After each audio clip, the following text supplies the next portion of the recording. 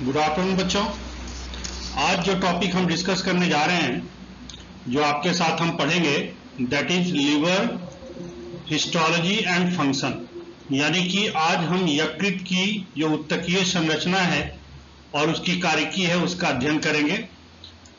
तो चलिए देखते हैं कि लिवर शरीर में होता कहाँ है। लिवर से आप परिचित हो ऑलरेडी, क्योंकि हमने जीआई ट्रैक्ट पढ़ा है, उसमें लिवर के बारे में हमने चर्चा करी थी। अगर बॉडी को आप पूरे देखें, जो सॉलिड बॉडी होती है इसमें दो कैविटीज होती हैं। ऊपर वाली कैविटी जो होती है ये थोरेसिक कैविटी या वक्षीय गुहा कहलाती है, और नीचे वाली जो है यहाँ से जहाँ से मैं पॉइंट कर रहा हूँ, यहाँ से लेकर के जो यहाँ तक की जो गुहा होती है ये गुहा कहलाती है एब्डोमिनल कैविटी या उदरीय गुहा। तो इसी में इन दोनों को सेपरेट करता है, यहां पर एक संरचना होती है, इसको हम कहते हैं डायफ्राम। और उस डायफ्राम के नीचे आप देखिए कि ये लीवर की संरचना स्थित है। ये जो रीजन कहलाता है इसको हम इपीगैस्ट्रिक रीजन ही कहते हैं। ये चूंकि ये जो आमाशय के जस्ट ऊपर में है तो ये एरिया इपीगैस्ट्रिक रीजन कहलाता है, और इधर का जो साइड है इसको हम हाइपोकॉन्ड्रियक रीजन कहते हैं। तो लीवर लोकेशन हमने देख लिया, और जैसे आपको पता है कि this is the largest gland of the body, यानी कि ये शरीर की सबसे बड़ी ग्रंथि है। Besides that this is also a single largest organ of the body as well. इसका वजन यहाँ करीब 1.5 किलो लिखा हुआ है, but it varies from the children to the healthy adult from 1 kilogram to 2.25 kilogram, मतलब 1 से लेकर के 2.25 किलो तक के वजन वाला लीवर लोगों के शरीर में होता है, उनके बॉडी वेट के हिसाब से। और जैसे मैंने कहा कि ये डायफ्राम के नीचे जो हमारा जो पसलियां हैं, पसलियों का जो पिजड़ा है जिसको हम रिब केज कहते हैं, उसके अपर राइट क्वाड्रेंट मतलब जैसे ये पेट है, उधर गुहा है, तो इसको हम अगर 4 भागों में बांटें, 4 भागों में, तो ये वाला पार्ट जो है this is upper right quadrant. ठीक है, तो मैक्सिमम पार्ट जो लीवर का होता है वैसे तो अपर राइट क्वाड्रेंट में होता है, लेकिन some part of the liver is located in the left part of the quadrant also. ठीक है, चलिए नेक्स्ट देखते हैं। अब ये देखिए लीवर को हम कितने लोब्स या कितनी पालियों में बांट सकते हैं। सबसे पहले ये देखिए, कॉमनली आप सारे जानते हो कि liver could be divided structurally into 2 parts. One is the right lobe, another is the left lobe. इनके बीच में एक लिगामेंट यानी कि एक मजबूत सी कनेक्टिव टिश्यू की संरचना होती है जो इनको सेपरेट करती है। लेकिन होता क्या है कि सिर्फ यही 2 पालियां नहीं होती, इसके अलावा भी 2 पालियां होती हैं। अब आप ध्यान दीजिए कि यहां आपको एक इंफीरियर वेना केवा केनाल दिख रहा है। ये इंफीरियर वेना केवा जो होता है वो यकृत से रक्त लेकर के हृदय के जो राइट ऑरिकल है, जो दाहिने भाग दाया जो क्या कहते हैं आलिंद होता है, वहां पर रक्त को पहुंचाता है। और नीचे ये गॉल ब्लैडर आपको दिख रहा है, जो दूसरे डायग्राम में आपको और क्लियर हो जाएगा। यहां देखिए नीचे जो है ये लीवर को उल्टा किया हुआ है। न सिर्फ it has been turned inverted, ये सिर्फ उल्टा नहीं किया हुआ बल्कि it has also been turned upside down, मतलब ऊपर का भाग नीचे है, नीचे भाग का भाग ऊपर है। मतलब जो आप ये देख रहे हो दिस इज हियर, जो आप ये पार्ट देख रहे हो ये यहां है। तो उसमें आप क्या देखते हैं कि जो राइट और लेफ्ट जो लीवर है इसके यहां पर ये वाला जो पार्ट है, जो बीचों बीच वाला पार्ट है, इसको हम क्वाड्रेट लोब कहते हैं। मतलब इस ये जगह है जहां पर मैं एक्चुअली कर्सर मूव करा रहा हूं, ये जो है इसका काउडेट लोब कहलाता है। और ये वाला पार्ट जो होता है, अगर हम दूसरे साइड से देखेंगे तो इधर से नहीं पता चलेगा, ये कहलाता है क्वाड्रेट लोब। ठीक है, तो ये काउडेट लोब ऊपर वाला और ये क्वाड्रेट लोब कहलाता है। ठीक है, ये गॉल ब्लैडर आपको दिख रहा है, यहाँ पर 2-3 आर्टरीज दिख रही हैं। तो मेन जो चीजें तो ये अभी आपको यहाँ से क्लियर दिख नहीं रहा है क्योंकि मेरी फोटो आ रही है यहाँ पे। चलिए नेक्स्ट स्लाइड में देखते हैं इसको। हाँ, सो नाउ ये लीवर के उल्टे साइड से दिखाया हुआ है। ठीक है, ये बेयर एरिया कहलाता है। So this is the right side of the liver, this is the left lobe of the liver. ये एक कैप्सूल नाम का संरचना है जिसके अंदर की ये पूरा लीवर होता है, एक कैप्सूल नाम जैसी संरचना होती है। यहां आप क्या देख रहे हो, दिस इज इंफीरियर वेना केवा, मतलब this blood vessel will collect the blood from the liver and this will take this blood to the right auricular of the heart and from there it will move in the usual circulatory pathway of the body. तो ये left वाला है, तो यहाँ आप देखिए कि ये नीचे, जैसे मैंने कहा था कि इसके नीचे का ये जो पार्ट है, this part is called quadrate lobe and this is caudate lobe. यहाँ आप देखिए कि ये क्या, ये गॉल ब्लैडर आ रहा है और यहाँ पर बहुत सारी आर्टरीज दिख रही है। तो बेसिकली होता क्या है कि इसमें दो, पहला तो कुछ एक बाइल डक्ट वाली आर्टरी होती है जो बाइल को लेकर के यहाँ आएगी, सिंपल। दूसरी जो मेन आर्टरी इसमें आती है नीचे से, ये जो मेन आर्टरी आती है वो मेन आर्टरी नहीं बल्कि इसको वेन कहना चाहिए, that is portal vein. Portal vein comes from the intestinal complex, मतलब हमारा जो इंटेस्टाइन वाला पार्ट है, हमारी जो आंत है, आंत में आपको पता है कि the absorption of the food takes place, तो वहां पचा हुआ भोजन अवशोषित होने के बाद एक पोर्टल वेन लेकर के इसको यहां पर लीवर में आता है, ठीक है। दूसरी तरफ एक आर्टरी भी आती है जिसको हम कहते हैं हिपैटिक आर्टरी। ये जो हमारे हार्ट से एक डॉर्सल आयोटा आता है, मैंने सेकंड ईयर में पढ़ाया है आपको, जो दूसरे एनिमल्स में आपने डॉर्सल आयोटा पढ़ा हुआ होगा, उसको एब्डोमिनल आयोटा कहते हैं। वहां से एक सीलियक आर्टरी आती है, जो ये जो लाल वाला आप देख रहे हो ना, सीलियक आर्टरी रक्त लेकर के यहां आती है। तो ये जो हिपैटिक आर्टरी में जो ब्लड का जो इनपुट है वो हार्ट से हो रहा है, मतलब कि यहां जो हिपैटिक आर्टरी के जरिए जो रक्त लाया जा रहा है ये हार्ट से आ रहा है और ये ऑक्सीजनेटेड ब्लड है, this is laden with oxygen. ये ऑक्सीजन से परिपूर्ण है, इसमें ऑक्सीजन की मात्रा रक्त में ज्यादा होती है। और दूसरी तरफ आप देखोगे जो ये जो मैंने बताया ये पोर्टल वेन है, इसमें ऑक्सीजन की मात्रा तो इतनी नहीं होती, लेकिन चूंकि ये इंटेस्टाइन से आ रहा है, since it is coming from the intestinal complex, it would be laden with the nutrients, ये पोषक पदार्थों, जो पचा हुआ जो भोजन है, glucose, amino acid, fatty acid, glycerol, dipeptide, dipolysaccharide etcetera, इन सबसे लेडन होगा ये, क्योंकि ये इंटेस्टाइन से आ रहा है। दूसरी चीज, लीवर जब भी पढ़ेंगे तो वहां एक नाम आता है जिसको हम कहते हैं पोर्टल सिस्टम। क्या कहते हैं? Portal system. पोर्टल सिस्टम की हिंदी वैसे तो निवाहिका तंत्र होती है, और निवाहिका तंत्र के बारे में आपको बता दूं कि निवाहिका तंत्र एक ऐसा सिस्टम है, ये दोनों में होता है, कि ये किडनी में भी होता है और लीवर में भी होता है, particularly in the higher chordates. Lower chordates में कहीं रीनल पोर्टल सिस्टम नहीं होता, तो अगर किडनी में हो रहा है तो इसको हम रीनल पोर्टल सिस्टम कहेंगे, लीवर में हो रहा है तो इसको हम हिपैटिक पोर्टल सिस्टम कहेंगे। तो पोर्टल सिस्टम होता क्या है, पहले हम ये से सोचें कि पोर्टल सिस्टम क्या होता है।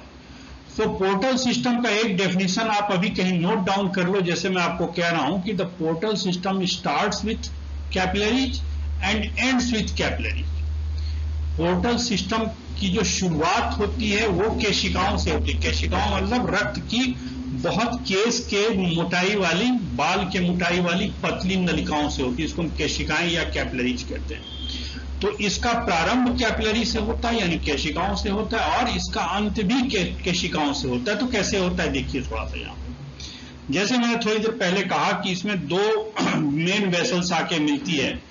ये जो ब्लू वाला दिख रहा है आपको यहाँ पर, ये आपको थोड़ी देर पहले हमने बताया है, यहाँ पर ये पोर्टल वेन है, देखिए लिखा हुआ भी है ना, हिपैटिक पोर्टल वेन, ये this is the portal when. अभी हमने क्या बताया आपको कि this is coming from the intestinal complex, मतलब इंटेस्टाइन में हमारी जो आंत है उसमें अलग अलग जगह से रक्त नलिकाएं निकलेंगी and they will conjoin to form this hepatic portal vein. तो जाहिर सी बात है, since it is coming from the intestine it would be laden with, इसमें full of the nutrients, the digested food, ठीक है। दूसरा मैंने थोड़ी देर पहले कहा आपको, मतलब पिछले स्लाइड में बताया कि there is an artery. Artery मतलब एक कोई धमनी आ रही है, it is coming from as a branch of coeliac artery, और ये चूंकि ये हार्ट से आ रहा है तो इसके जरिए इसको लीवर में क्या ऑक्सीजन पहुंच रहा है। अभी जो पोर्टर वेन है यहां से तो बहुत मोटा एक सिंगल वेन गया है, लेकिन यहां जाकर के क्या होगा कि this will gate divided into so many branches, then branch will divide further into sub branches, those sub branches would be divided into sub branches, and in this way it will form the capillary like blood vessels। यानी कि यहाँ से ये केशिकाएं बननी शुरू हो जाती हैं, और केशिकाएं इसलिए बनाई जाती हैं कि ये जो रक्त परिसंचरण है, जो केशिकाओं का जाल है, ये लीवर की प्रत्येक कोशिका तक पहुंच सके।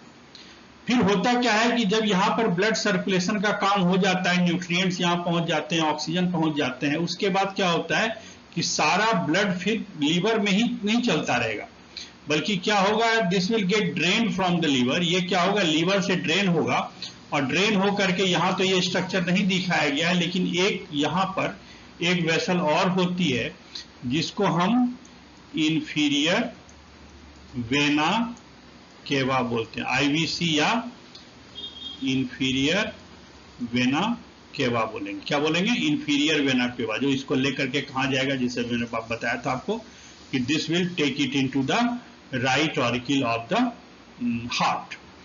बाकी ये पेनक्रियास आप पढ़ चुके हैं, ये बताने की मुझे आवश्यकता नहीं है, since you are knowing already from my last lecture that this is the gall bladder. यहाँ से एक डक्ट आएगा, बहुत सारे बाइल के ऐसे डक्ट आएंगे, this will make a common bile duct. It will actually join with the pancreatic duct forming a hepatopancreatic duct and then ampulla, इसको ampulla of Oddi भी कहते हैं, और ये सारी कहानी आप जानते हो। So let us move to the next gall bladder, I'll skip this। Bile क्या होता है, बाइल बनता है लीवर में, हालांकि इसको मुझे थोड़ी देर में दिखाना चाहिए था, लेकिन आप यही समझ लीजिए कि बाइल यानी कि पित्त क्या होता है, उसकी कंपोजिशन क्या होती है। तो पित्त में क्या लिखा हुआ है, पित्त में सबसे पहले तो कुछ बाइल एसिड आते हैं, ये लिखा हुआ यहां पे नहीं है, लेकिन मैं आपको बता दूं क्या होता है बाइल एसिड। बाइल एसिड में क्या होता है, बाइल एसिड का जो निर्माण होता है ना, ये होता है कोलेस्ट्रॉल से। किससे होता है, बाइल एसिड का निर्माण कोलेस्ट्रॉल से होता है।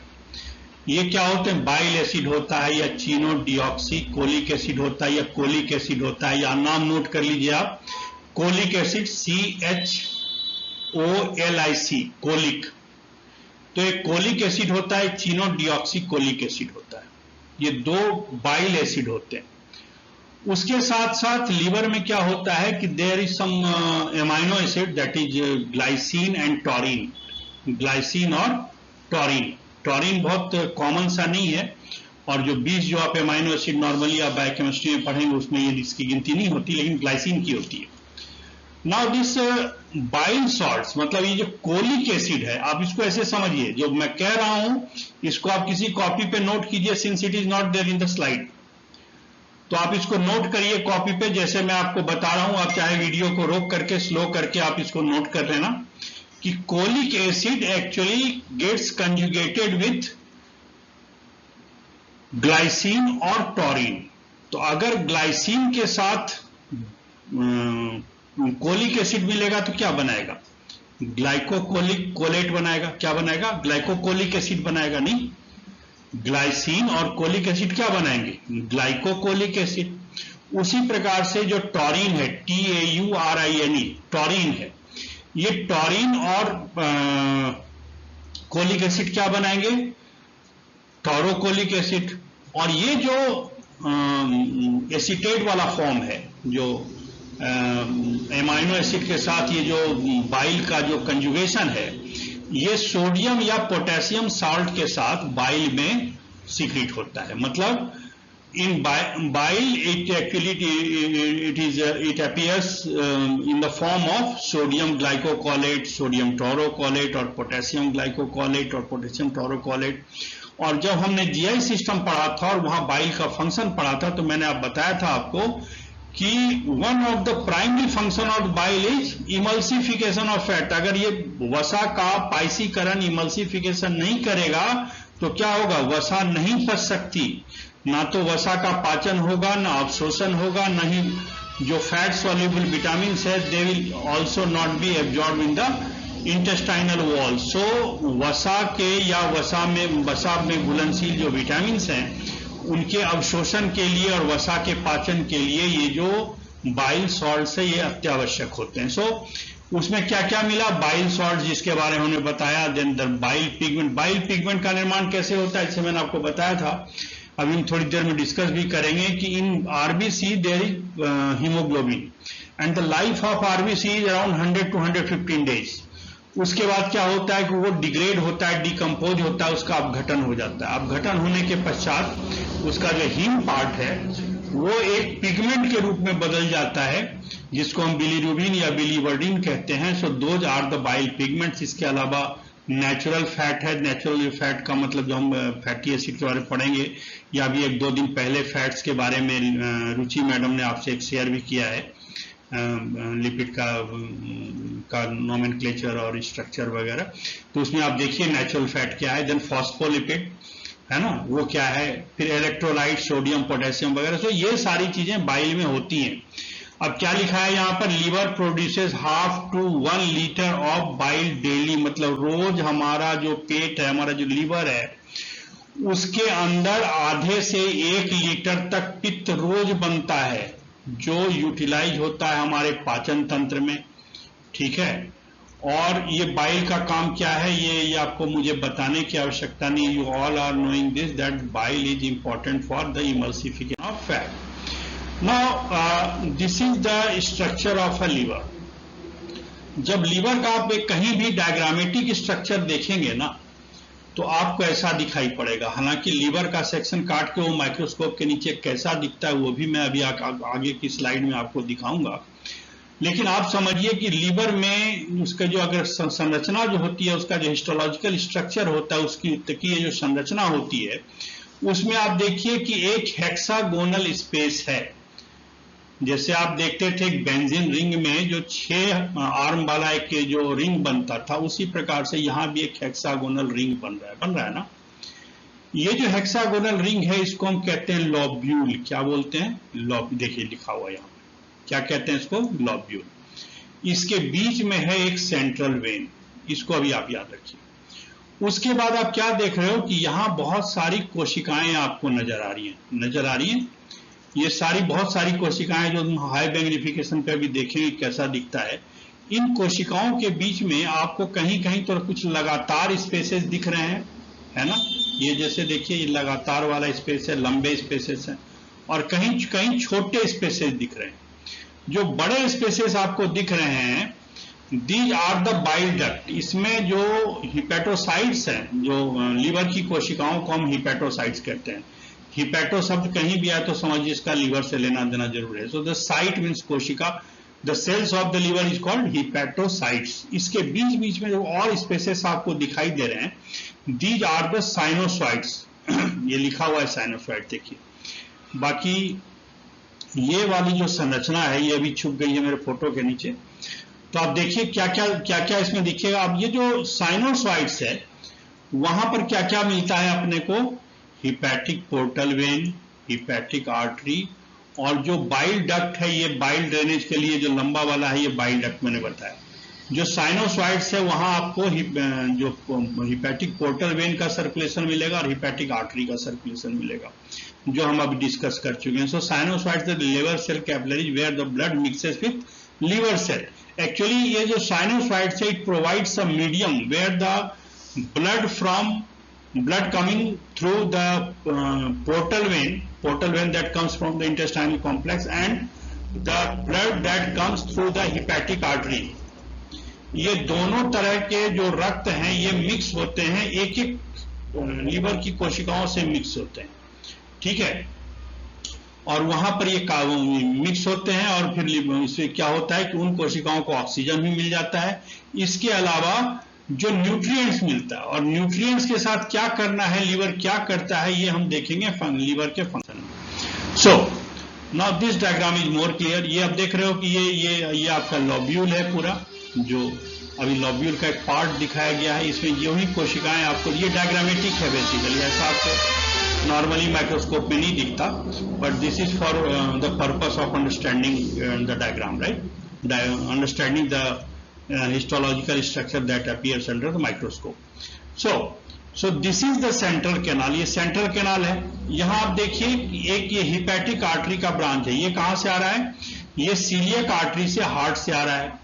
ये this is the portal when that is coming from the intestinal complex. ये दोनों मिल जाते हैं और दोनों मिलने के बाद ये जो स्पेस आप देख रहे हो, this space is called what, this space is sinusoid. क्या है लिखा हुआ है इसमें, नहीं, ये देखिए ये क्या है, साइनोसॉइड्स.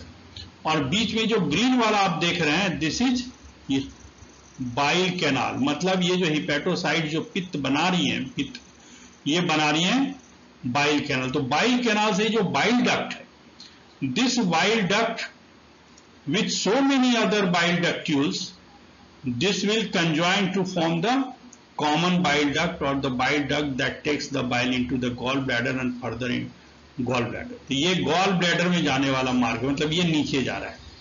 यहां ये दोनों आर्टरी जो होती है वो थोड़ी नीचे से आई, नीचे से आई मतलब कि ये तो नीचे इंटेस्टाइनल कॉम्प्लेक्स से आई है और ये पैरेलल में सीलियक आर्टरी से आई है, जो हिपैटिक आर्टरी है. ये ड्रेन कहां हो रहा है, ये ड्रेन हो रहा है सेंट्रल कैनाल में, जो लॉब्यूल के बीचों बीच जो एक बड़ा सा आपको छेद दिखाई दे रहा था, बड़ा सा होल दिखाई दे रहा था, that is central canal. Central canal of all the lobules. Liver में करीब 50,000 से लेकर के 1 लाख तक लॉब्यूल्स होते हैं. So the central canal of all the lobules will go and join together to form a final hepatic vein. और वो जो hepatic vein है वो खुलेगा जाकर के inferior vena cava में, जो ब्लड को हार्ट में ले जाएगा. मतलब हृदय से रक्त जा रहा है राइट ऑरिकल ऑफ हार्ट में, और जो हिपैटिक आर्टरी में जो आ रहा है ये लेफ्ट ऑरिकल से आ रहा है. ठीक है, यहां तक आप समझ गए. सो this is the blood circulation pathway. ये देखिए ये आ गया. तो अगर आप 10x पे या 5x के पे देखेंगे तो आपको लीवर की कोशिकाएं ऐसी दिखेगी. हालांकि हो सकता है इसमें मार्जिन आपको इतना क्लियर नहीं दिखे, ठीक है, लेकिन ये स्ट्रक्चर तो कॉमनली दिखेगा. और ये आपने जब सेकेंड ईयर में हिस्टोलॉजिकल स्लाइड्स देखी होगी तो आपने देखा होगा कि लीवर अपीयर्स लाइक दिस. इसको जब 40x पे करते हैं तो हमें ऐसा दिखाई पड़ता है. ठीक है, यहां पर देखिए ब्रांच ऑफ हिपैटिक आर्टरी है, ये ब्रांच ऑफ हिपैटिक डक्ट है, ये बीच बीच में हिपैटोसाइट्स बने हुए हैं, लेकिन इसमें आपको सिर्फ जो भी हिपैटोसाइट्स हैं उसके न्यूक्लियस दिखाई दे रहे हैं, इसके सेल्स की मार्जिन नहीं दिखाई दे रही. But one thing you can understand, इसके बीच बीच में स्पेसेस बहुत हैं. तो ये जो लंबे लंबे स्पेसेस ज्यादा होते हैं, इसमें से कुछ स्पेसेस जो लंबे वाले हैं ये तो बाइल डक्ट वाले स्पेसेस हैं. ठीक है, ये जो है जैसे ये स्पेस है ये बाइल डक्ट है, ये बाइल डक्ट है, और बीच में जो छोटे छोटे स्पेस आपको दिख रहे हैं दीज आर द साइनोसॉइड. तो बाइल में बाइल प्रोड्यूस होकर के जाता है, फिर यहाँ से बाइल डक्ट है, बाइल डक्ट से गॉल ब्लैडर में जाएगा. और यहाँ पर क्या होता है कि हिपैटिक आर्टरी है या पोर्टल वेन से जो रक्त आया है वो साइनोसॉइड से मिल करके हर एक कोशिका को अवेलेबल होता है. अब ये जो हम 100x पे देखते हैं इसको, जब माइक्रोस्कोप के अंदर आप हम 100x के ऑब्जेक्टिव पर लगा के देखेंगे तो आप देखिए ये कोशिकाओं की लाइन थोड़ी सी मार्जिन अपने को ज्यादा क्लियर दिखाई पड़ रही है. So this space is what, this space is the bile duct, this space is the sinusoids. और इसी के अंदर यहाँ पर अपने को अभी हिपैटिक आर्टरी और ये सारी चीजें नहीं दिखाई दी. ये छोटा छोटा स्पेस है ना, ये this is the space of some artery, hepatic artery या पोर्टल वेन. और इसके अंदर एक और चीज होती है जो अभी हम समझेंगे. तो ये देखिए ये बाइल स्पेस है, बाइल डक्ट वाला स्पेस है, बीच में साइनोसॉइड्स है, और यहीं पर बीच में आकर के हिपैटिक आर्टरी या पोर्टल वेन ऐसे आया तो था सिंगल लीवर में, लेकिन वो जा करके क्या हुआ कि पोर्टल सिस्टम में बदल गया, मतलब कि निवाहिका तंत्र में बदल गया. और जो सिंगल पोर्टल वेन था दैट वाज ब्रांच्ड एंड सब ब्रांच डिवाइडेड एंड सब divided into so many numerous thousands of capillaries that goes and reaches to each and every hepatocyte.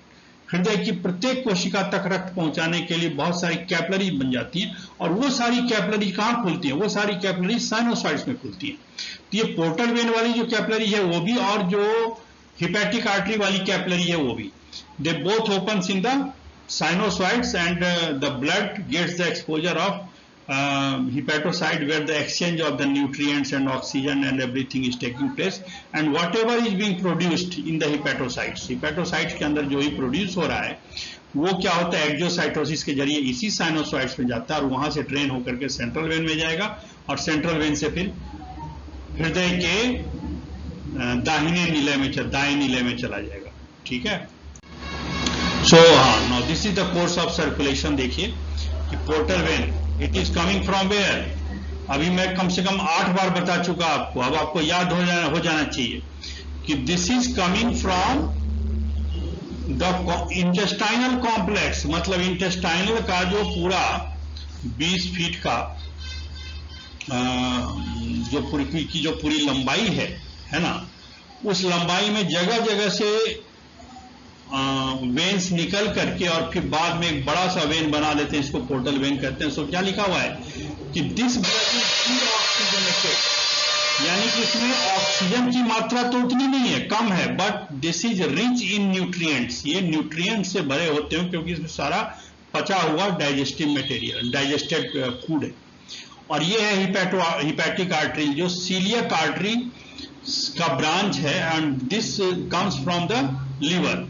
तो ये चूंकि लीवर से आ रहा है और ताजा ताजा इसमें ऑक्सीजन लोड होकर के आया है, so this is laden with oxygen. So the portal vein goes into the interlobular vein, and this is the place where the process of the portal system has started, and the main portal vein has been divided into thousands of its branches and capillaries। तो अब ये portal system बन चुका है, इसको हम interlobular when कहेंगे। फिर वो इंटरलोबुलर वेन से कहाँ चला गया, ये साइनोसॉइड्स में जाकर खुलता है। साइनोसॉइड्स मैंने आपको दिखाया। फिर साइनोसॉइड्स से के सारे साइनोसॉइड्स की जो ब्लड है, ये सेंट्रल वेन लॉब्यूल के बीच में, जो बीच में एक big hole that was appearing the centre of the lobule, central vein वहां खुलता है। फिर वो सेंट्रल वेन से सारे के सारे सेंट्रल वेन हिपैटिक वेन में जाएंगे। From there it will reach to the inferior vena cava and then the right atrium of the heart. This has been explained already to you in previous.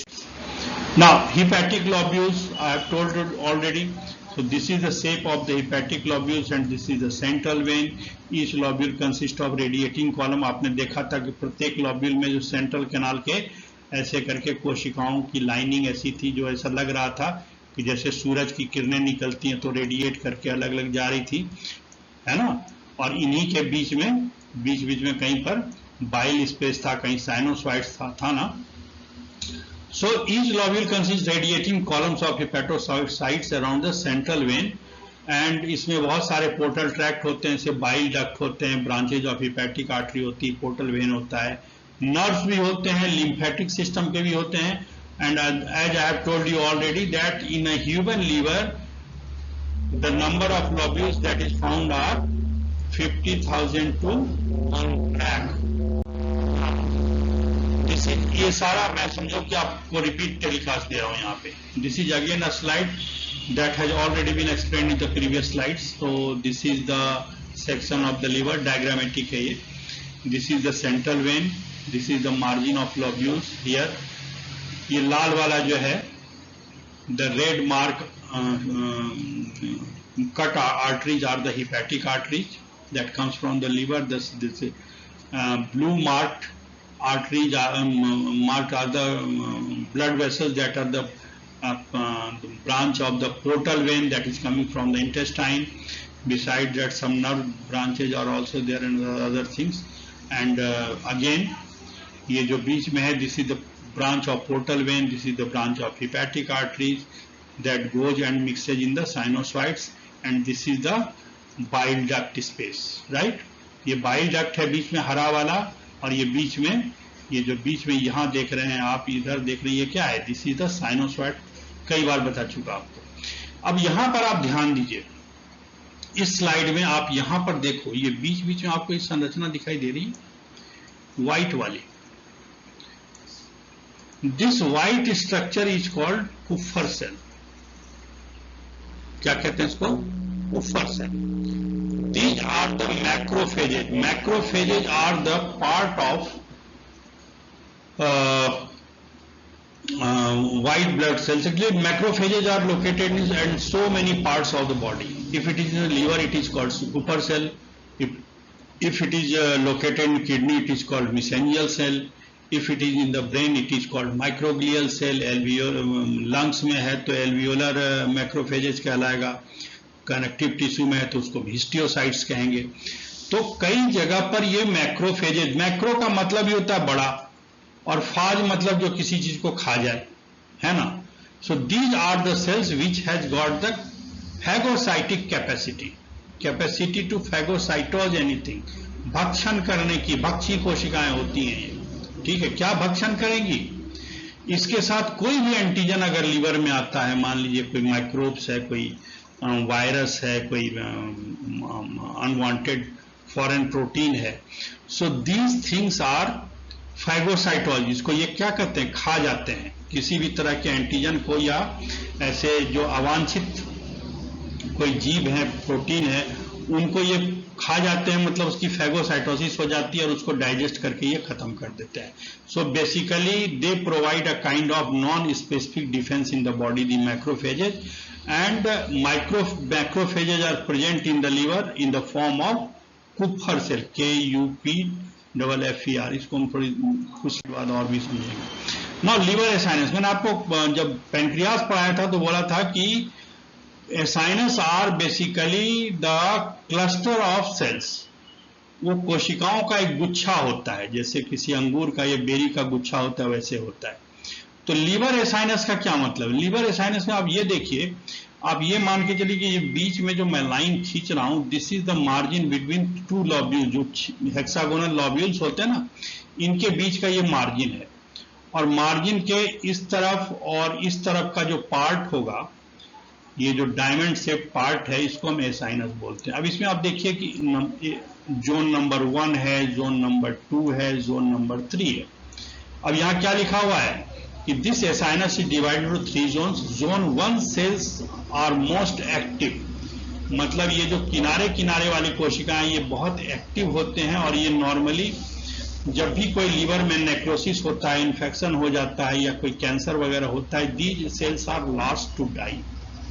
ये इनकी मौत, ये जो कोशिकाएं सबसे ज्यादा में बाद में इनकी नेक्रोसिस, यानी कि इनका कोशिकाओं में विरूपण कहिए या मेल फॉर्मेशन कहिए या कोशिकाओं का जो डेथ होना कहिए, तो ये सारी चीजें जो होती हैं, ये इस लेयर में सबसे देर में होती है. और जो जोन 3 की कोशिकाएं, they are most susceptible, they are more prone to toxic, viral and anoxic. Anoxic मतलब अगर ऑक्सीजन की कमी हो गई, कोई वायरल अटैक हो गया, आपने कोई जहर खा लिया, मतलब किसी ने कोई जहर खा लिया, तो जहर का जो डिटॉक्सिफिकेशन होता है लीवर में होता है. लेकिन if the dose of the toxicant is much higher, in that case these cells are more prone to die. इन कोशिकाओं की मृत्यु, नेक्रोसिस सबसे पहले होगी. ये लीवर सेल्स, यहाँ के जो हिपेटोसाइट्स हैं सबसे पहले डैमेज होंगे, और यहाँ के जो हिपेटोसाइट है जोन 1 वाले, ये सबसे बाद में डैमेज होंगे. सो this is the ultra structure of hepatocyte. Hepatocyte represents 94% of these are the parenchymal cells and most likely the cuboidal cells. 94% liver parenchyma होता है. ये इसमें साइनोसॉइड्स होता है. साइनोसॉइड्स एक्सप्लेन कर दिया ऑलरेडी. ये क्या करता है कि this actually provides a medium for the exchange of material between the DC space. DC space sinusoids में जो स्पेस बीच में आपको जो वो अवकाश एक जगह दिख रही थी, उसमें हालांकि वो जगह खाली नहीं है, वहां पर ब्लड है. जो ब्लड कहां से आ रहा है? वो पोर्टल वेन से आ रहा है और हिपैटिक आर्टरी से आ रहा है. तो वो जो स्पेस है उसको हम डीसी स्पेस कहते हैं. और जो कोशिकाएं होती हैं, हिपेटोसाइट्स होती है, इनके बीच का जो एक्सचेंज का एक के लिए एंडोसाइटोसिस और एक्सोसाइटोसिस के लिए एक वहां पर एक क्या कहिए प्लेटफॉर्म प्रदान करती है. फिर उसके कैनालिकुलर मेम्ब्रेन, ये जो बाइल डक्ट वाले मेम्ब्रेन थे ना, बाइल कैनालिकुली कहलाते. छोटे छोटे जो बाइल स्पेसेस थे उसको बाइल कैनालिकुली कहते हैं. फिर वो जा करके बाइल डक्ट्स बनाते हैं. और कुछ लेटरल मेम्ब्रेन होता है जो लोब्यूल्स के बीच में आपने देखा था कि हेपेटोसाइट्स को एक दूसरे से अलग करते थे, वहां पर कोशिकाओं के बीच टाइड जंक्शंस होता था, वहां भी कुछ इंटरसेलुलर ट्रांसपोर्ट हुआ करता था। हिपेटोसाइट से माइटोकॉन्ड्रिया का प्रतिशत 17% के आसपास होता है और करीब करीब पर एक हिपेटोसाइट में माइटोकॉन्ड्रिया करीब करीब के 2200 के आसपास यूनिट होते हैं। मतलब these cells are highly active metabolically, इसमें मेटाबॉलिज्म की बहुत ज्यादा क्रिया, माइटोकॉन्ड्रिया की वही आवश्यकता पड़ती है जहां ऑक्सीजन बहुत ज्यादा कंज्यूम हो रहा हो। और ऑक्सीजन कंज्यूम यहाँ क्यों हो रहा है कि आप थोड़ी देर में देखेंगे कि लीवर को इतने काम करने पड़ते हैं। Liver is not only a largest gland of the body, this is the kind of workshop where 100 of things are going on. बहुत सारे बायोकेमिकल रिएक्शंस हो रहे हैं, सिंथेसिस हो रही है, डिटॉक्सिफिकेशन हो रहा है, जो ड्रग्स हैं वो न्यूट्रलाइज किए जा रहे हैं, बहुत सारी चीजें हो रही हैं।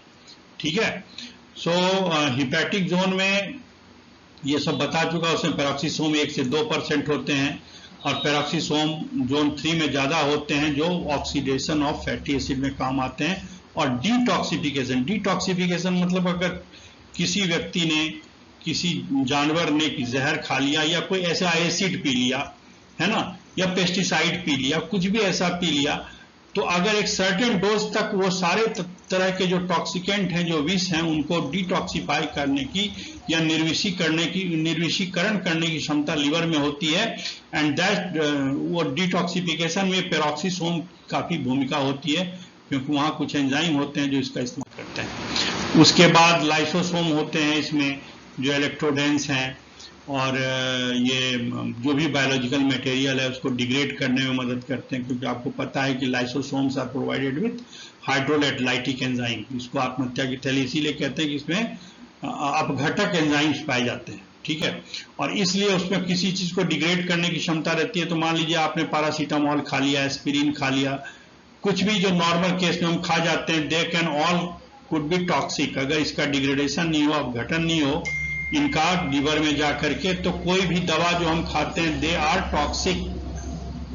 उसका एक सेफ्टी लेवल इतना ज्यादा होता है कि तुरंत आदमी को कुछ नुकसान नहीं होता, but those drugs also has to be neutralize और इनएक्टिवेटेड और डिकम्पोज्ड इन द लीवर। इसमें एसिड हाइड्रोलाइजेज करके एंजाइम होते हैं। एंडोप्लाज्म रेटिकुलम करीब 19% ऑफ द सेल वॉल्यूम होता है और यहाँ पर प्रोटीन सिंथेसिस एक बड़ा पार्ट होता है। प्रोटीन सिंथेसिस में एक्चुअली बेसिकली एंडोप्लाज्म रेटिकुलम और गोल्जी दोनों की भूमिका होती है। प्रोटीन का सिंथेसिस करना, उसकी प्रोसेसिंग करना, उसकी रैपिंग करना, उसको बनाना और उसको आगे ट्रांसपोर्ट के लिए भेजना। ना हिपैटिक जो साइनोसॉइडल लाइनिंग स्पेस, अब ये देखिए एक सेक्शन आपको यहाँ पे दिख रहा है।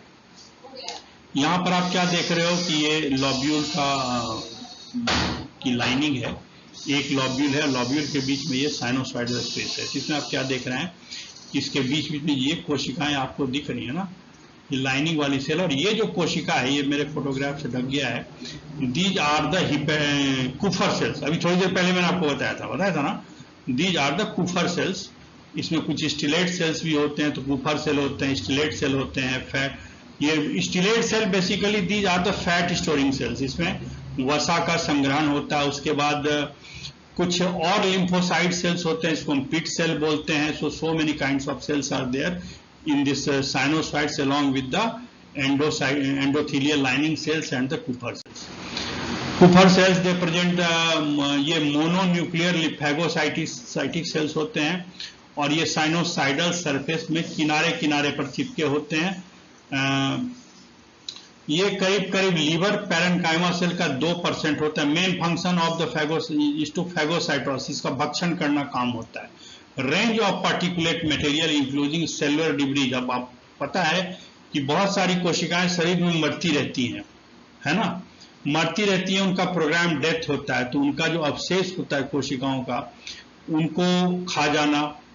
जो लाल रक्तकण की कोशिकाएं जिसका उम्र खत्म हो गया उसको खा जाना। पैरासाइट्स को, न बैक्टीरिया को, कोई टॉक्सिन है उसको, कोई ट्यूमर की कोशिकाएं हैं उसको, इन सब को ये का भक्षण कर देते हैं। और भक्षण करने के बाद क्या करते हैं कि भक्षण करने के बाद इनको डाइजेस्ट करके नष्ट कर देते हैं।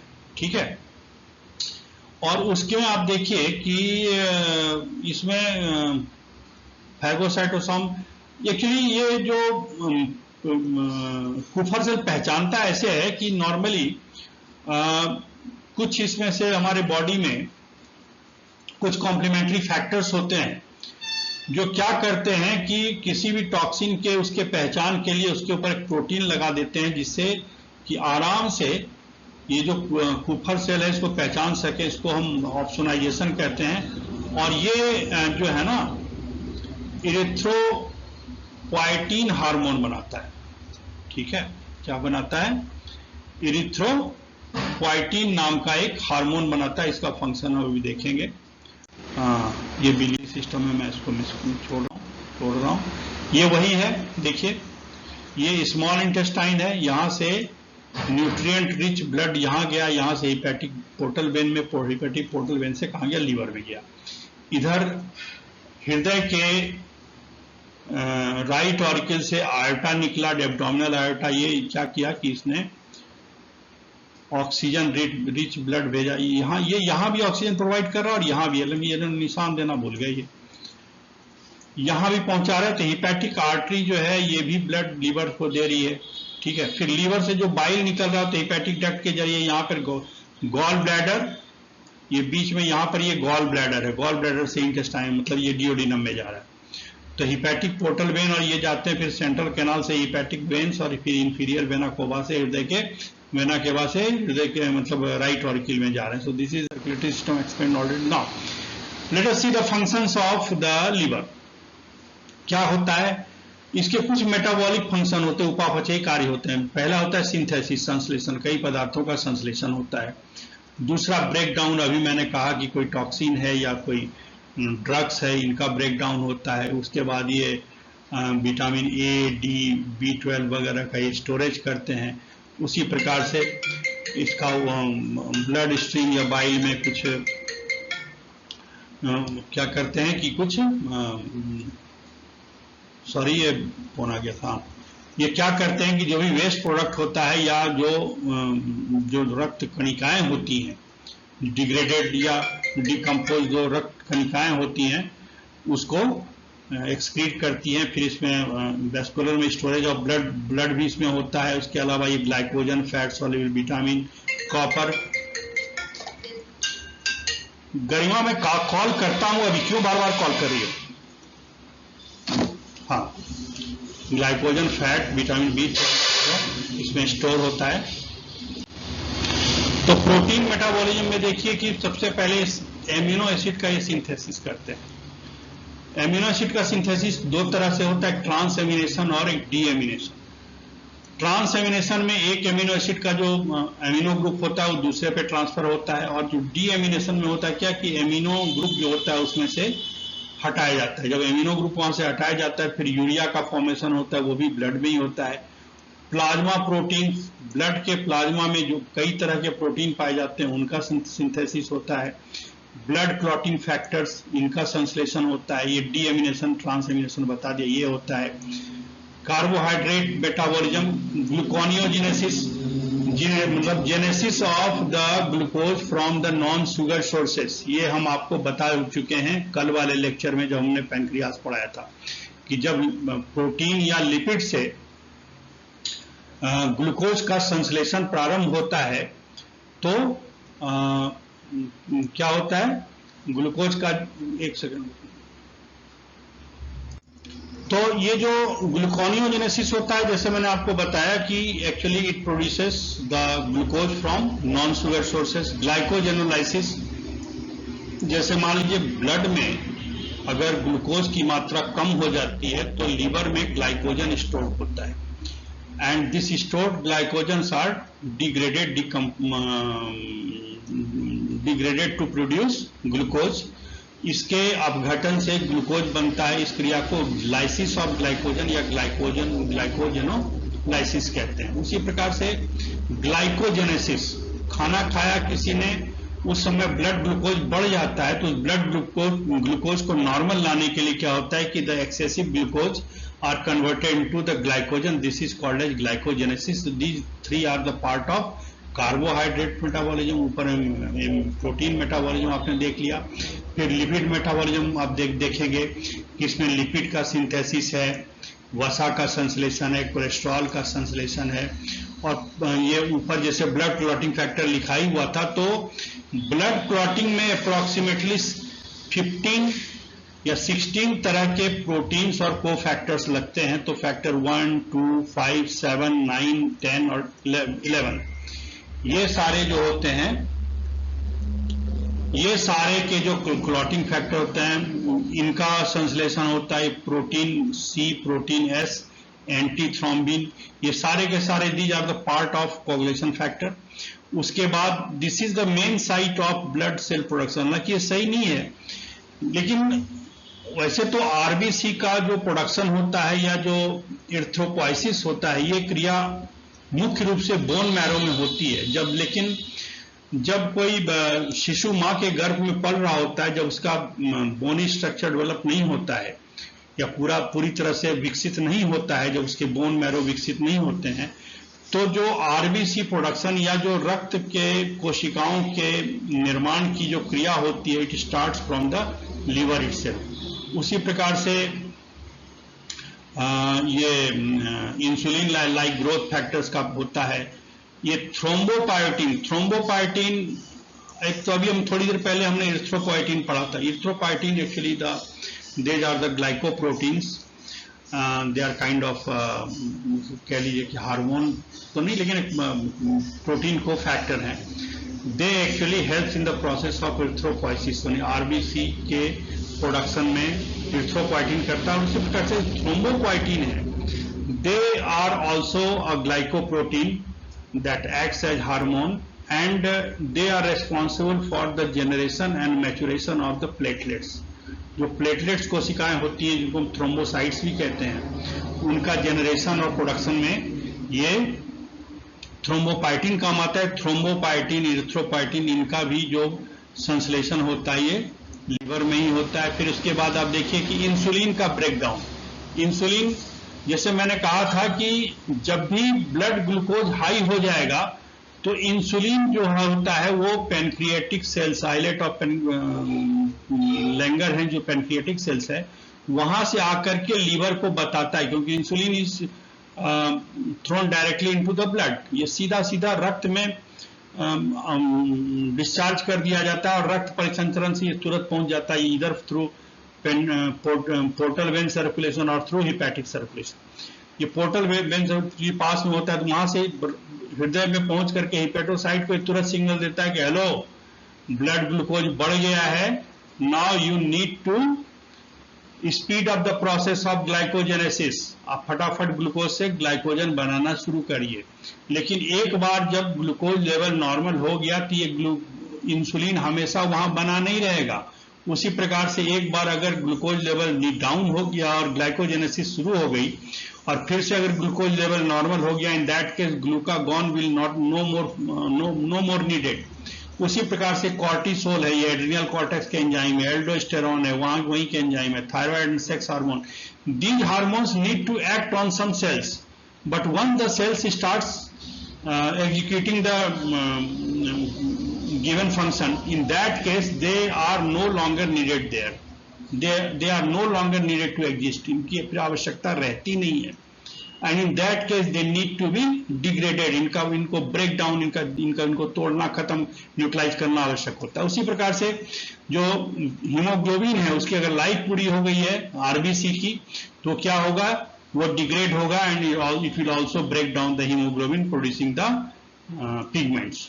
Then detoxification, most of the toxic substance like alcohol, शराब जो पीते हैं, ड्रग्स लेते हैं, या कोई भी नॉर्मल ड्रग भी जो हम खाते हैं, खांसी, बुखार, जुकाम, पेट दर्द, किसी चीज के लिए, वो सारे ड्रग्स भी मेटाबोलाइज होते हैं लीवर में।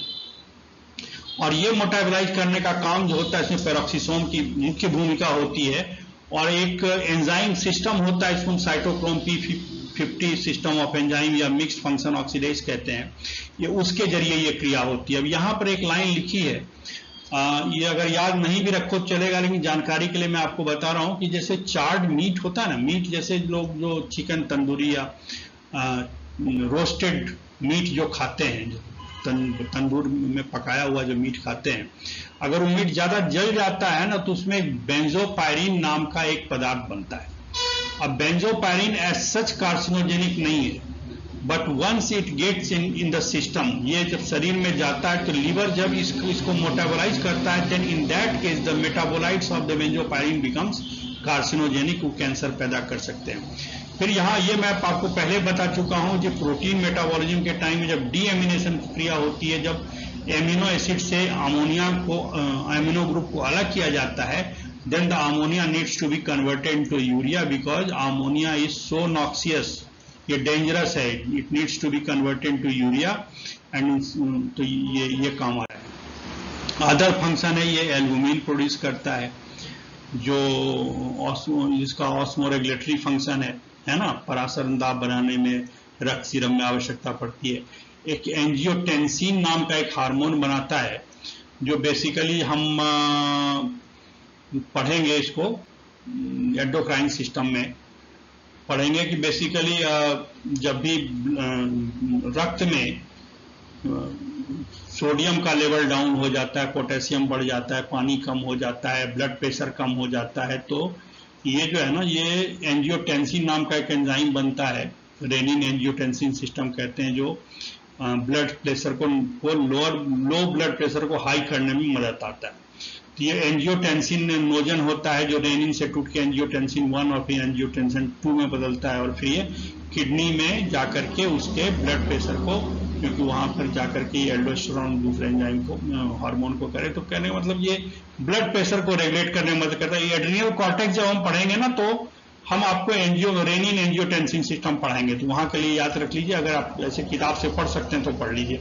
Besides that, it also inactivates the hormone like insulin, glucagon, discussed already. Heat production करता है कि अगर आदमी कहीं सर्दी वाले जगह पे रहने लग गया तो उसका शरीर हीट जनरेट करने लगता है एक्लेमेटाइज होकर के, और हीट जनरेशन के लिए जो स्टोर्ड फैट होता है, एडिपोज टिश्यूज होते हैं, वहां के फैट को बर्न करके हीट प्रोडक्शन करने का काम ये करते हैं। सिक्रीशन ऑफ बाइल, इसको मुझे बताने की आवश्यकता है, ठीक है। ये देखिए, जो हीमोग्लोबिन टूटता है, जो पुराना आरबीसी टूटा, उसके बाद इसका जो हीमोग्लोबिन है, इसका हीम से बिलिरुबिन बन गया और ग्लोबिन से एमिनो एसिड बन गए। एमिनो एसिड तो बाद में चला जाएगा दूसरे मेटाबॉलिक फंक्शन में। बिलिरुबिन लीवर में जाकर के फिर बाइल से इंटेस्टाइन में जाता है, और इंटेस्टाइन से फिर ये इंटेरोहिपैटिक सर्कुलेशन के जरिए ब्लड स्ट्रीम में चला जाता है किडनी में। तो ये जो जा रहा है, इसमें से कुछ जो प्रोड्यूस होता है ये यूरोबिलिनोजेन बना देता है जिससे, और फिर ये यूरिन में निकलता है यूरिनोबिलिनोजेन के रूप में, इसीलिए यूरिन का कलर पीला होता है। और ये फिर बाकी का जो है वो स्टर्कोबिलिन नाम के एक पदार्थ में बदल जाता है, इससे जिसकी वजह से मल का कलर पीला होता है, ठीक है। तो इसी के साथ आज का लेक्चर खत्म हुआ। कोई सवाल हो, प्रॉब्लम हो, तो आप मुझे मेरे पर्सनल व्हाट्सएप नंबर पे या ग्रुप वाले जो आपका व्हाट्सएप नंबर, इसमें सारे आप जुड़े हुए हैं, उसमें पोस्ट करें। और इसी के साथ यहाँ का चैप्टर यहीं खत्म करते हैं। Thank you.